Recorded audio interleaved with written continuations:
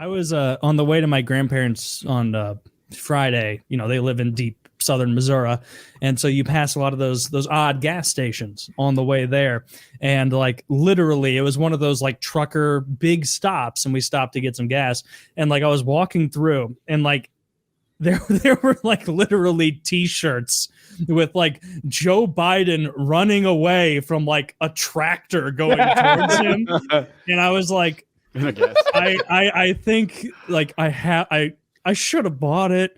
That would have been so funny, but it was just a wild whole section where I'm like, oh, they really dislike him here. Like there's him being chased. I saw like the opposite when I was in Wyoming. Yeah. It was very pro-Trump, which is, you know, I guess the same side of the coin. Similar, I don't know. Yeah. But I was surprised how you could be that political at a restaurant. Oh yeah.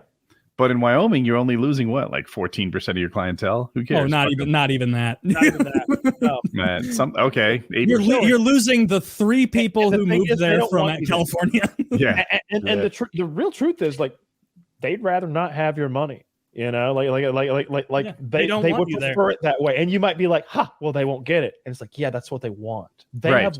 Don't fool yourself into making this any other thing than them winning. They don't want you in their place. Oh, they won more than that. They got my money and I kept my mouth shut. They completely dominated that thing. They've been winning. Yeah, that's the worst. They made you cow and come in and eat your fucking macaroni in silence. That is how it went, yes. Dude, that guy looks so much like Joe Biden. That's what I thought for a second. He really does. I was like, that was random. Joe Biden wishes. Oh, what if if they ever dress Joe Biden up as Captain America?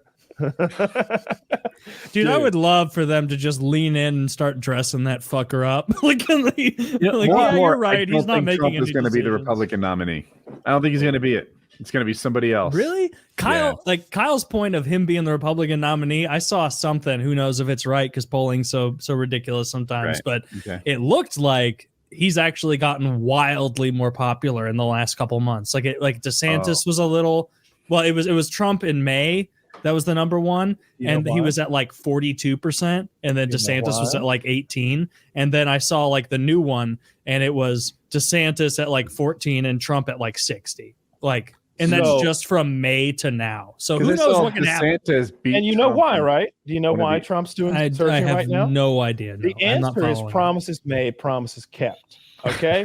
When I was in Hickory, North Carolina in 2016. Trump had one of his people go out there and he let us know Roe versus Wade was our number one priority. We are going to stop the baby killing. And he was all about it. And I was like, whoa, Trump won't say anything about abortion. I told my girlfriend. I thought he was about the wall. I was like, watch, Trump won't say shit about abortion. That's just this guy. And he didn't. He didn't say anything about it. But it was there the whole time. This pro-life. He's paid for a ton of abortions, so he didn't want to touch on it, I would bet. Well, I think he wanted well, he promised he'd pay for them. It still goes to Kyle's point. Yes, absolutely. Promises made, promises kept. Yeah. What I'm saying is when you're right. What I'm saying is that the investments that they made in 2016, those were paid back in May and April and March when those briefs were leaked, and we found out that Roe versus Wade was going to be overturned. All of those far right people said, "All right." And look, there's a secret that nobody wants to talk about, and that's just how many left-leaning liberal women are pro-life and they don't like abortion, or at the very least that they don't like how abortion is currently practiced. That's a solid point. There's so many left-leaning liberal women that just hate abortion. They're really pro-life. No, Kyle's actually like for a different reason. You're right in this way because like there is the way the narrative is put forward non-zero from the media. Well, hold on, no, for real. The way the media puts forward the abortion argument is that everyone loves abortion except for evil white men. And these evil white men from old money, they want to shut you down, and they want to, when in reality, like there's about as many women that are vehemently pro-life as there are that are vehemently pro-choice. And that's intentionally obfuscated to try and make it seem like a more one-directional thing. And it's not perfectly cut red and blue either. It's not perfectly cut red and blue. Certainly not. Yeah, this is one of those issues that some people feel a very certain way, and you're not going to change it the same way that look. And it's not that for us. Like, we're all pro-choice. I don't give a fuck. I think we should all have machine guns and marijuana, right? That doesn't really mesh with and we should be having gay together. sex. So that's right. 64% of people are in favor. Poppers. 64% wanted Roe v. Wade to stand. It is an unpopular position to overturn Roe v. Wade.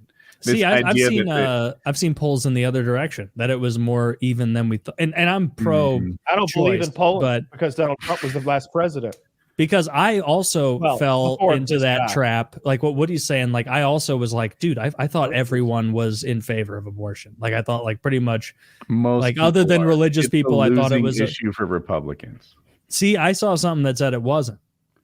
I don't know that, like what your more news it's source more was, even. But I'm pretty sure it's widely regarded as very much a losing issue for Republicans. But widely regarded doesn't mean it's necessarily one. It just means how it's being presented.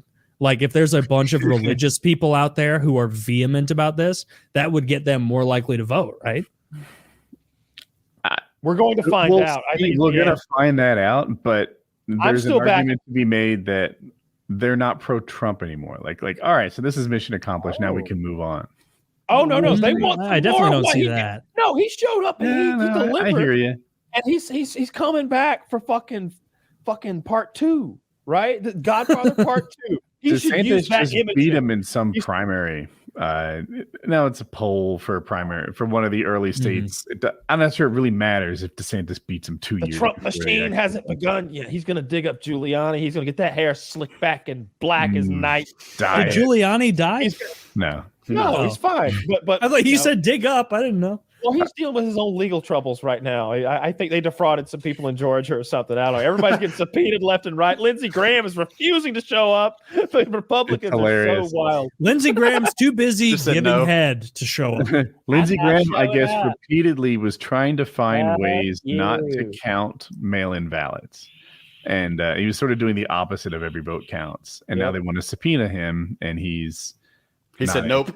Yeah, he's like, I'd rather not talk to you. Yeah, so I don't know what happens next. He's like, it's either tell the truth and go to prison, or get up there and lie and get perjury and go to prison. So I'm just going to say no. I don't know. It seems like if you're powerful and you're a senator, you have the option to just not participate in the legal system. Look, I didn't have that. Yeah, you're exempt. You just do whatever the fuck you want, and you can be like, yeah, I insider traded.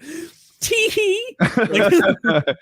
I continue to say that we are not living in the prime timeline. That we have split off from like the normal timeline and where like the main group of timelines go.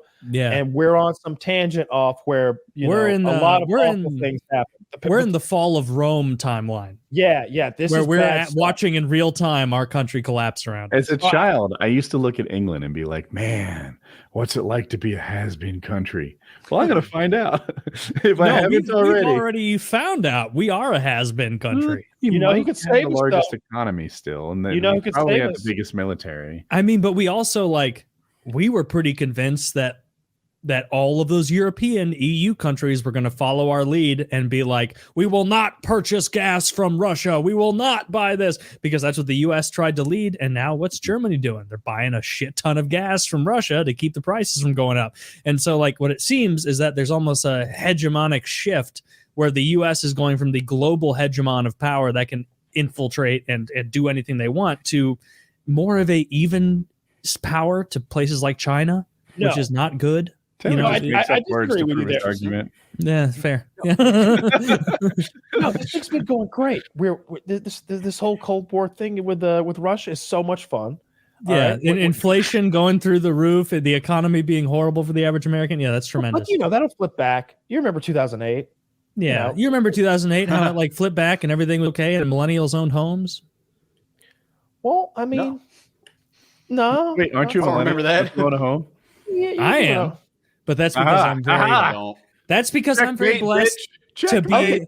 Hey, not everyone can be a funny retard online.